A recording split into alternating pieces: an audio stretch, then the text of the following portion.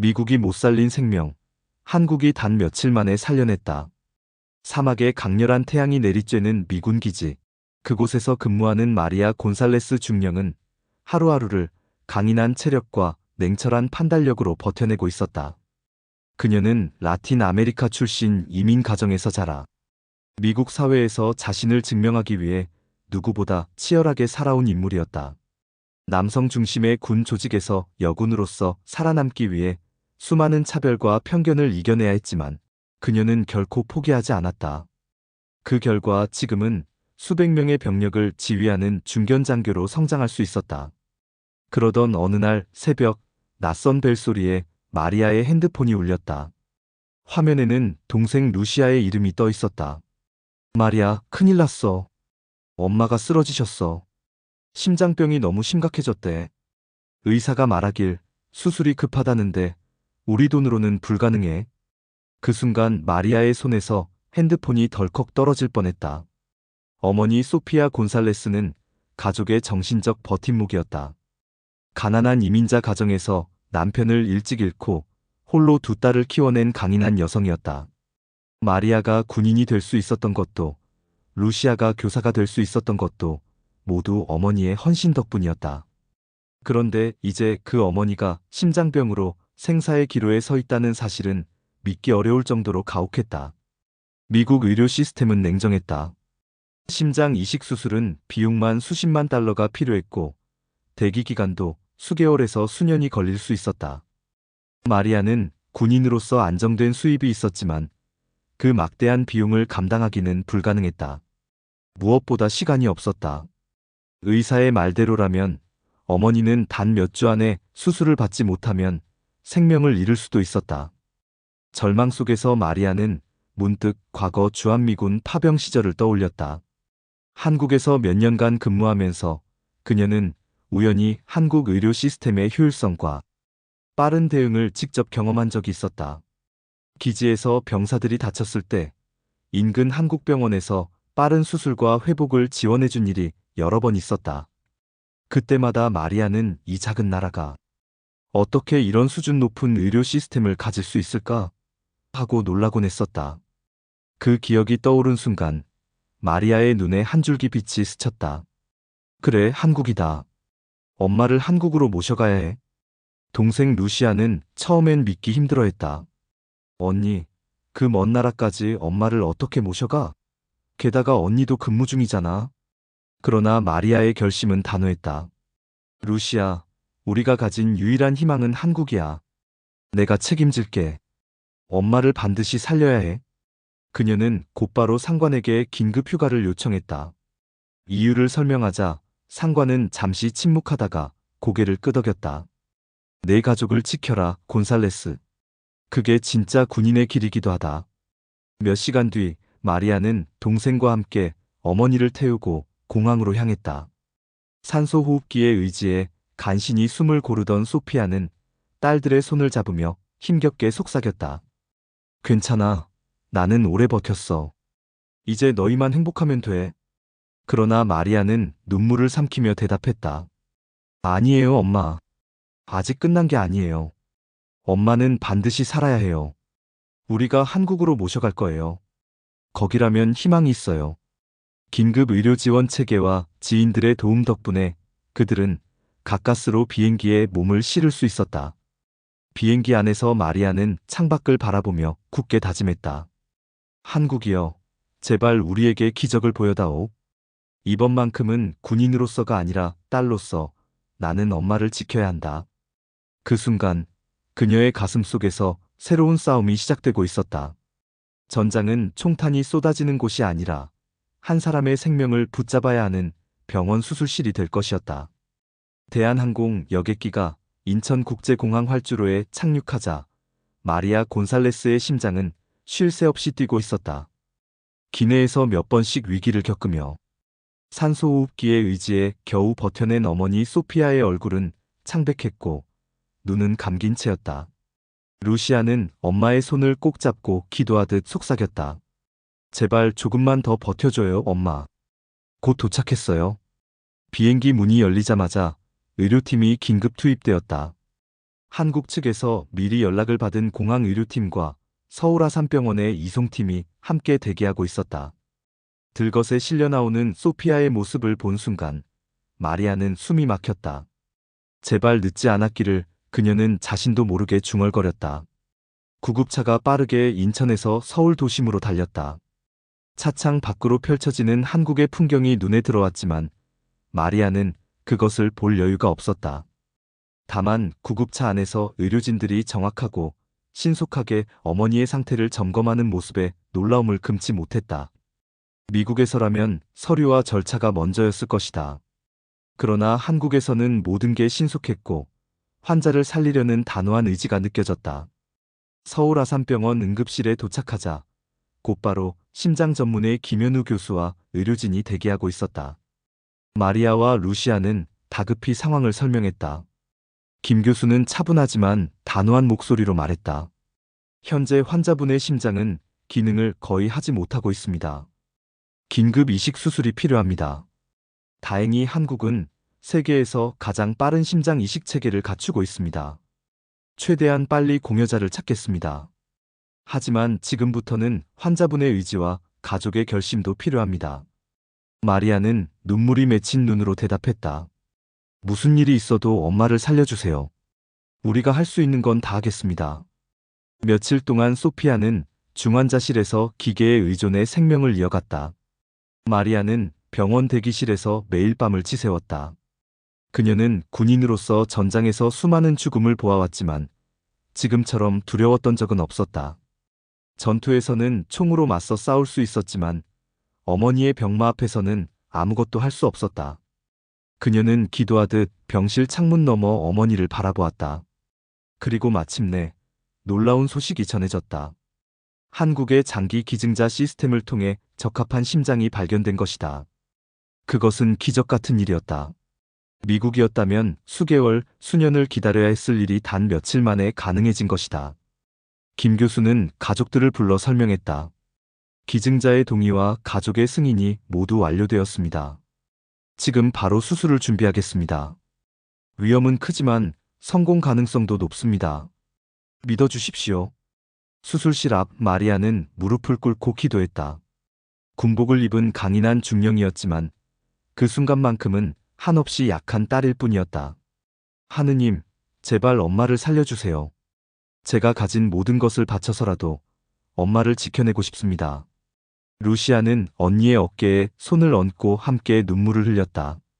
수술은 무려 10시간 넘게 이어졌다. 가족들은 대기실에서 단 한순간도 자리를 뜨지 못했다. 긴장감은 숨을 쉬는 것조차 힘들게 했다. 시간이 멈춘 듯한 순간들 속에서 마리아는 과거 어머니와의 추억을 떠올렸다. 어린 시절 가난한 이민자 집안에서 엄마가 밤새 식당 일을 하고도 아침 도시락을 챙겨주던 모습? 군대 입대를 반대했지만 결국 딸의 결정을 존중해주고 누구보다 응원해주던 모습? 모든 순간이 눈앞에 아른거렸다. 그리고 새벽녘 수술실 문이 열렸다. 김 교수와 의료진이 땀에 젖은 얼굴로 나타났다. 수술은 성공했습니다. 환자분은 지금 안정된 상태입니다. 그 순간 마리아는 주저앉아 눈물을 터뜨렸다. 루시아도 언니를 부둥켜 안고 흐느꼈다. 그들의 눈물은 절망이 아니라 새로운 희망의 시작을 알리는 눈물이었다. 며칠 뒤 중환자실에서 의식을 회복한 소피아는 천천히 눈을 떴다. 그녀의 얼굴에는 오랜만에 생기가 돌고 있었다. 마리아와 루시아가 손을 잡고 울며 웃자 소피아는 힘겹게 속삭였다. 내가 아직 살아있구나. 너희 덕분이야. 그리고 이 나라 덕분이야. 마리아는 엄마의 손을 꼭 잡고 대답했다. 맞아요, 엄마. 한국이 우리에게 기적을 주었어요. 절대 잊지 말아요. 이 은혜를 꼭 갚아야 해요. 수술이 끝난 뒤 며칠 동안 소피아 곤살레스의 회복은 순조롭게 보였다. 심장이 규칙적으로 뛰고 있었고 의료진도 안정적인 상태라고 설명했다. 마리아와 루시아는 그 말만으로도 충분히 행복했다. 그러나 기쁨이 오래가지는 않았다.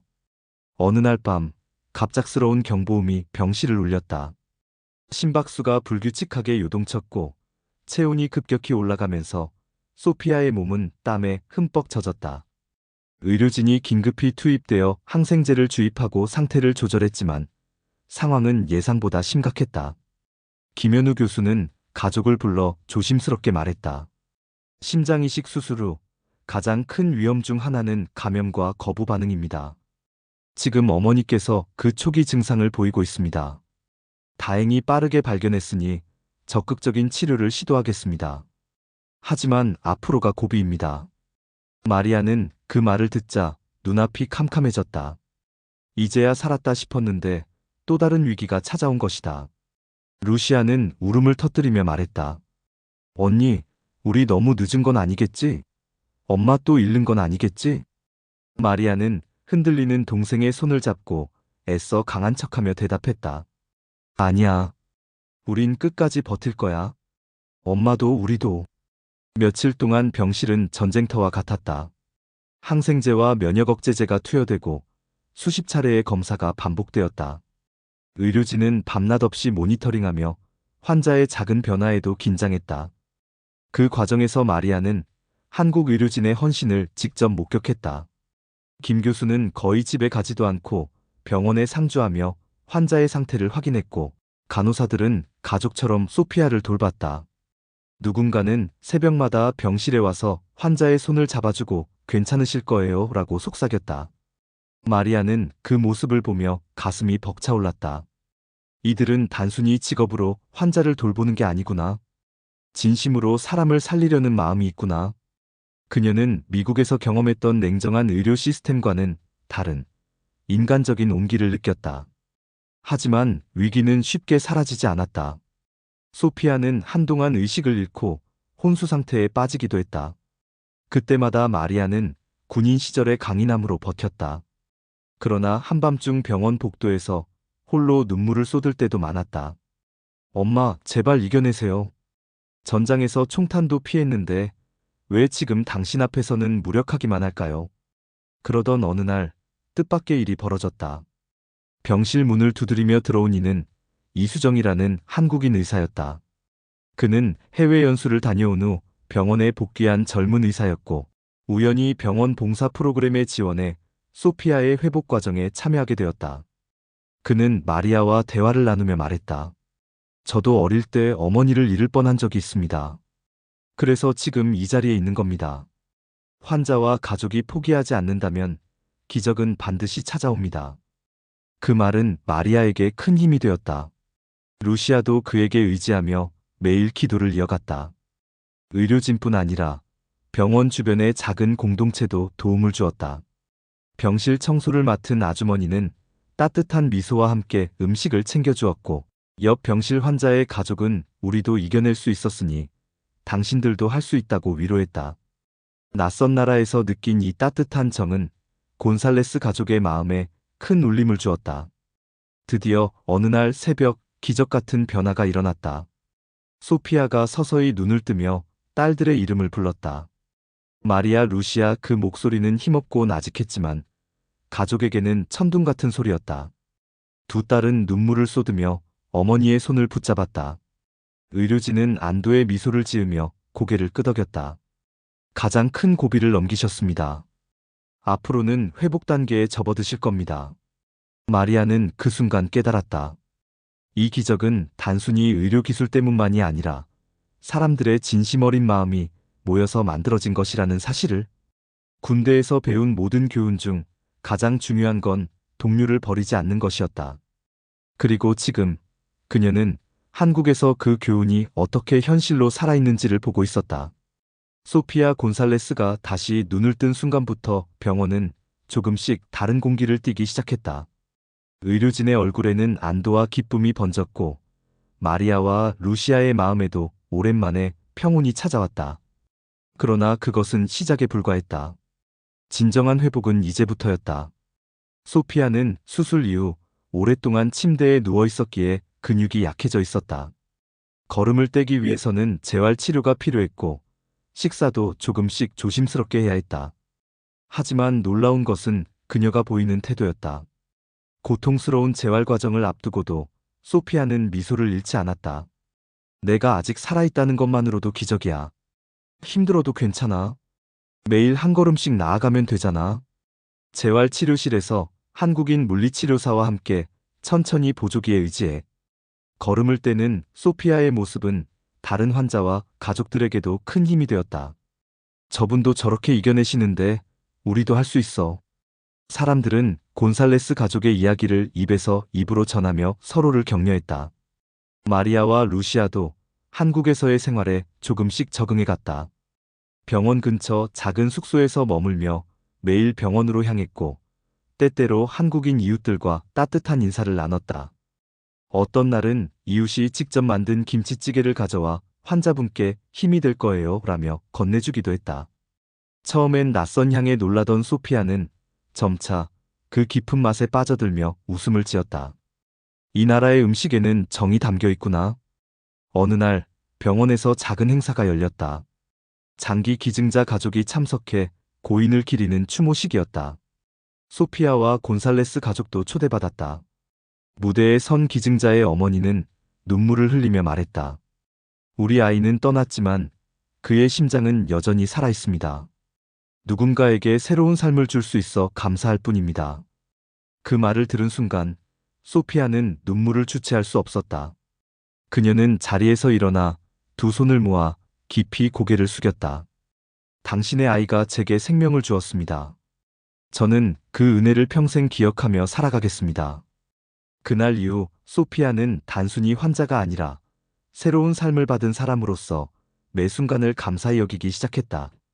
그녀는 병실 창가에 앉아 서울의 하늘을 바라보며 말했다. 마리아, 루시아, 이곳에서 우리가 받은 은혜를 잊지 말자. 한국은 단지 우리를 살린 나라가 아니라 우리의 두 번째 고향이야. 마리아 역시 깊은 깨달음을 얻었다. 군인으로서의 삶은 언제나 싸움과 명령, 책임으로 가득 차 있었지만 한국에서의 경험은 그녀에게 전혀 다른 교훈을 안겨주었다. 사람을 살리는 힘은 총이나 무기가 아니라 마음과 연대라는 걸 배웠어. 그녀는 훗날 부대에 복귀한 뒤에도 후배 장병들에게 한국에서의 경험을 들려주며 군인의 사명은 사람을 지키는 것임을 강조했다. 시간은 흘러 소피아는 완전히 회복해 병원을 나설 수 있게 되었다. 퇴원 날 의료진은 작은 환송회를 준비했다. 김현우 교수는 환한 미소로 말했다. 이제는 새로운 심장으로 다시 사셔야 합니다. 앞으로도 건강을 지키시고 행복하게 사세요. 소피아는 눈물을 글썽이며 그의 손을 꼭 잡았다. 당신과 이 나라가 제 생명을 지켜주셨습니다. 저는 이제 한국의 딸입니다. 귀국 후에도 이 이야기는 끝나지 않았다. 미국으로 돌아간 소피아는 자신이 경험한 한국 의료의 기적을 널리 알렸다. 그녀는 교회와 지역 사회 모임에서 증언했고 언론에도 소개되었다. 사람들은 놀라움과 감동을 감추지 못했다. 미국 언론은 한국에서의 의료 경험이 한 가족을 살렸다는 제목으로 대대적으로 보도했다. 무엇보다도 소피아는 단순한 환자가 아닌 희망의 증언자가 되었다. 그녀는 장기 기증 운동에도 앞장서며 누군가의 선택이 또 다른 사람의 삶을 살릴 수 있다는 메시지를 전했다. 루시아는 학교에서 학생들에게 한국의 따뜻한 정과 공동체 정신을 이야기했고, 마리아는 군에서 한국과의 협력 훈련 때마다 늘 한국 의료진에 대한 존경을 전했다. 몇 년 후 곤살레스 가족은 다시 한국을 찾았다. 이번에는 환자로서가 아니라 감사의 마음을 전하기 위한 방문이었다. 서울 아산병원에 도착한 소피아는 눈물이 글썽이며 말했다. 이곳이 나를 두 번째로 태어나게 한 집입니다. 다시 오니 정말 꿈만 같네요. 의료진은 그녀를 가족처럼 맞이했고 재회는 눈물과 웃음으로 가득했다. 서울거리를 함께 걸으며 마리아는 깊은 숨을 내쉬었다. 처음 한국에 도착했을 때 느꼈던 불안과 두려움은 이제 온데간데 없었다. 대신 이곳은 희망과 생명의 상징이 되었다. 그녀는 어머니의 손을 잡고 속삭였다. 엄마, 우리는 정말 기적을 경험했어요. 그리고 그 기적은 이 나라 사람들이 만들어준 거예요. 소피아는 미소를 지으며 대답했다. 그래, 딸아. 한국은 우리를 살렸고 우리에게 새로운 삶을 주었어. 이제 우리의 남은 삶은 그 은혜를 전하는 데 쓰여야 해. 그날 저녁 곤살레스 가족은 남산에서 서울의 야경을 바라보았다. 수많은 불빛이 별처럼 반짝이며 도시를 물들이고 있었다. 소피아는 두 손을 모아 조용히 기도했다. 이 빛처럼 한국이 세계의 희망이 되길, 그리고 우리의 이야기가 누군가에게 또 다른 기적의 시작이 되길.